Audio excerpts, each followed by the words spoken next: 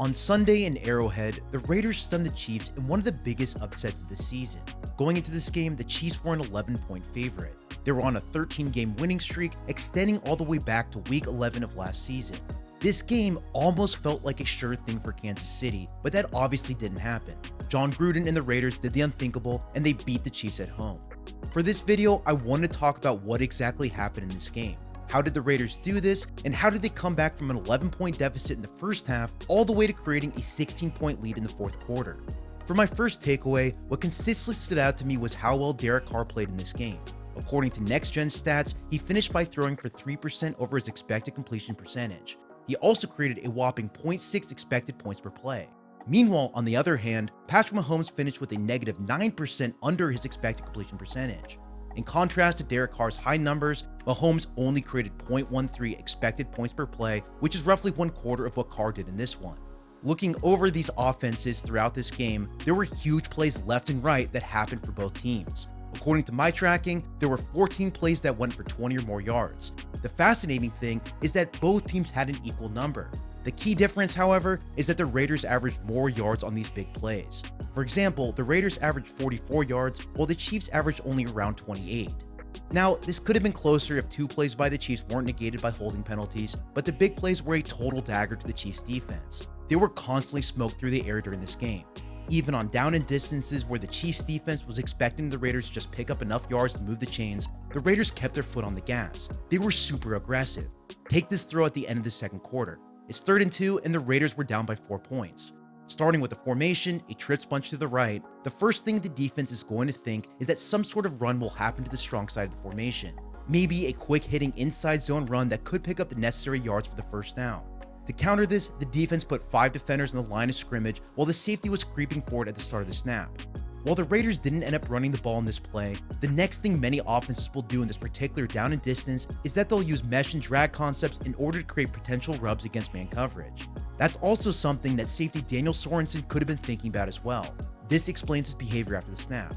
Now, instead of all of that, you actually have a post flat and over route coming from the bunch on the right side. Against man coverage, Carr could theoretically look to his left as well, but based on how the defense was aligned, the bunch is the starting point for his reads. The first thing he's going to look for is what the safety did after the snap. If he bailed deep, Carr would target the flat route and try to pick up the quick first down. On the other hand, if he stepped forward, the post alert route would become a primary option on this one. That's exactly what happened here. Carr saw that the safety stepped forward, and he knew that Ruggs had a one-on-one with his defender. All he had to do now was give him a chance. Carr lobbed the ball deep, Ruggs ran under it, and they took care of it the rest of the way, picking up 72 yards in the touchdown.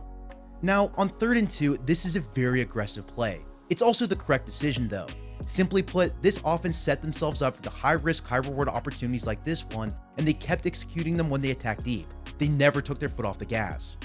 Before we move on and talk about the next thing I saw on film, this video was sponsored by my good friends at GetRoman.com. Now, I know it can be awkward and embarrassing to talk about erectile dysfunction, and usually we just brush it off or blame ourselves, but sometimes it's just a struggle. Sometimes I'm the running back and I can confidently read the line of scrimmage and I can hit the A-hole, I can hit the B-hole, and sometimes even the C-hole, but other times I end up pulling a Trent Richardson and completely miss. That's why Roman is here to help. With Roman, there's no shame at all in treating this issue. They offer free online evaluation and ongoing care for ED, all from the comfort and privacy from your home. A healthcare professional will work with you to find the best treatment plan possible. The whole process is very simple, it's very straightforward, and it's very discreet as well.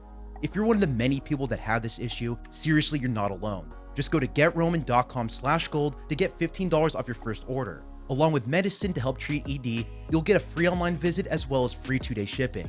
Again, don't delay and go to GetRoman.com/gold to take advantage of this offer. Now, a moment ago, I mentioned how the read on the safety was the key element on that play that set up the Raiders for a 72-yard touchdown. Generally speaking in this one, the Chiefs' safeties were horrendous in this game. Not a single one of them played well. I saw missed tackles, I saw blown assignments, I saw poor route recognition, and even on running plays, when you think the safety can do his job to tackle running back head up, that simply didn't happen either. Take this 43-yard run by Devontae Booker in the second quarter. Before the snap, the defense had 7 men in the box. Since the Raiders had 6 blockers, this meant that there was 1 defender to cover each gap. Watch closely what happened after the motion by the wide receiver on the right.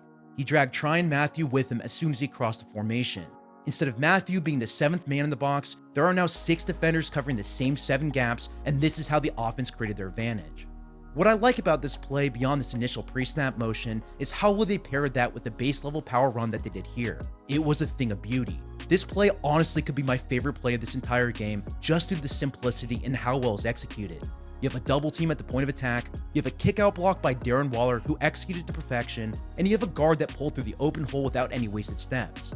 He was able to get to his linebacker with ease, and it quickly opened a hole for the running back. Straight up, if you were to diagram this play on a chalkboard, this is exactly what would happen, although it's never this clean. It's usually a lot uglier, but on this one, the Raiders executed this to perfection. All Booker had to do now is beat Daniel Sorensen in space, and he's out into open daylight. Like I mentioned a moment ago, the initial motion was a key reason why this play worked. This is also something we've talked about in the past on this very channel as well. When I broke down Josh Jacobs over the summer, I talked about all the motions before the snap that this offense uses. This was a huge problem for this defense all game long. The miscommunications and the poor run fits that these motions caused, it devastated the Chiefs in this one. Now, outside of pairing motions to the play design, the other thing that Gruden did extremely well was that he created one-on-ones with his offensive weapons. Ruggs versus an out-leveraged cornerback like we talked about before, Darren Waller against Daniel Sorensen, which is a huge mismatch, and he even uses fullback to attack the Chiefs linebackers, getting him involved on routes. Here you have an offset I formation with the fullback lining up on the weak side. Watch how quickly the fullback got to the second level. Gruden knew that the Chiefs' inside linebackers, who are the hook curl zones in this cover 3 defense, would be late to pick this up. 56 is responsible for this one. He's late at recognizing that the Raiders were running a sail concept. He allowed this completion to happen right in front of him. Since the post route took the deep third cornerback and the free safety with him, and the flat route by the running back held the flat curl zone in place, this is why there is this wide open space on the right. It's pitch and catch at this point. Gruden did a great job of designing concepts to specifically attack the Chiefs' tendencies. He used those against him. He knew how they aligned to his formations, he knew that this defense loves playing cover 3 and cover 1, and then he completely wrecked them with route combinations like this one. Now, outside of these concepts, the other thing that the Raiders did well in this game was that they simply protected Derek Carr all game. He was pressured a total of 10 times in this one. The standout performer on this offensive line was left tackle Colton Miller. He was incredible in this game. He faced off against Frank Clark, and he allowed a grand total of 1 pressure. Now, if you were to ask me 2 years ago, or even just last season who I thought would win this battle, I would have said Frank Clark any day of the week. That's not what happened here. Miller completely stonewalled Clark, and he kept the pocket clean for his quarterback.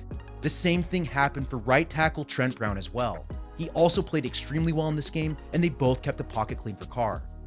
Now, so far in this video, we've mainly talked about the Raiders' offense, but the same trends actually held true for the Raiders' defense as well. The Raiders' edge rushers both had great performances. They forced Mahomes to move outside the pocket, and they forced him to throw under pressure.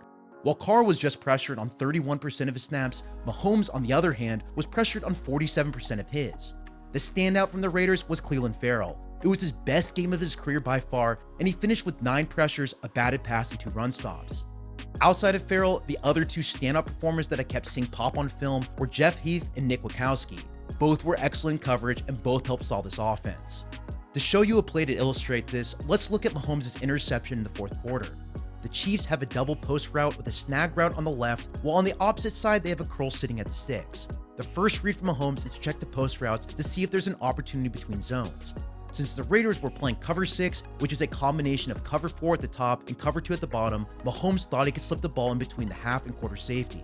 After the snap, Clelin Ferrell used a nice speed to power move on the edge, and he knocked the left tackle directly back to Mahomes. Since Ferrell is in his throwing lane, the quarterback can't step up in the pocket even though he identified what could have been a window for his pass. Mahomes still obviously has a huge arm, and he was still able to get the ball to his target. However, the extra half-second hesitation before the throw, it allowed Jeff Heath to attack the route. That's why he was able to run in front of the pass and pick it off. Now, the one thing that I didn't mention was that this play came on 4th and 7. The Chiefs were also down by 9, so it's definitely understandable why Mahomes made this decision. He wanted to make a play in the 4th quarter. Regardless, it definitely backfired, and Heath returned the ball all the way back to the 2-yard line. Josh Jacobs then jumped over the pile, and he scored his 2nd touchdown, putting the Raiders up by 16. For this defense, when you go through the film from the first half versus the second half, it's clear that they made some pretty big adjustments. They changed up their coverages, and they changed up their strategy on how they were going to stop Mahomes. For example, they played a lot more spy using Arden Key in space, and they played more contained with their defensive tackles to loop around and keep him inside the pocket. From a coverage standpoint, I saw a lot more too high coverage before the snap in the second half. Like they would occasionally drop into cover 2 zone on certain plays, but they also played a good amount of cover 6 and cover 1 robber, initially lining up 2 safeties deep. These were used to counter the deep crossing routes that the Chiefs love. Then, when you combine the pressure from the edge rushers that we already talked about and the variety of these coverages that they played, I think both paired together well to slow down Mahomes. He couldn't use his legs nearly as much to extend plays or to scramble, and since his accuracy wasn't the greatest in this one, his offense started to stall in the second half. Now, so far in this video, I've mentioned a lot of things, but I think we can summarize what happened to a few major points. First, starting back from the beginning of this video, what I saw was the Raiders use motions and great play designs to open up the receivers. I also saw Derek Carr having a pretty good game on his own. Finally, we saw some great halftime adjustments from the defense that we just talked about, and this helped slow down the offense. So, the question you have to ask is if this is repeatable for other teams. Have we discovered the secret blueprint that will allow others to beat the Chiefs like the Raiders did here? My answer to this is that it depends on what team we're talking about. There are definitely good play designs using motions on the offense that allowed the Raiders to make plays. Likewise, using the fullback to attack linebackers is also something I think we'll see more in the future. It's something we already see from coaches like Kyle Shanahan. However, the thing that worked on defense might not work for other teams. Mahomes is definitely a pocket passer. It was just that in this game, he wasn't nearly as accurate as he normally is. Also, he was constantly under pressure as well. Both of these things are extremely rare, and normally this offensive line is one of the best in the entire league. So, while I do think there are takeaways, I also unfortunately don't think many teams can still keep up in a shootout. Not many teams are balanced enough and have the star talent on both sides that the Chiefs do. Frankly, there was also a lot of luck for the Raiders as well. While this may be the case, we do need to give the Raiders a hand for this game. What they did to take down one of the best teams in the entire NFL was simply amazing. Gruden seriously coached a hell of a game. His team definitely played up to the obvious talents that the Chiefs have, which is what they had to do in order to earn this upset. Well, that's all I have for you. I just wanted to say thank you for watching and make sure you subscribe to my channel below. On Mondays and Tuesdays, I usually send out a poll so you guys can vote on the next video. Subscribing, you obviously won't get the vote. That's how this one was picked, and since I absolutely love creating videos like this one, I really do value your guys' opinions. Again, thank you so much for watching, and you can follow me on Twitter for my latest updates at Samuel R. Gold.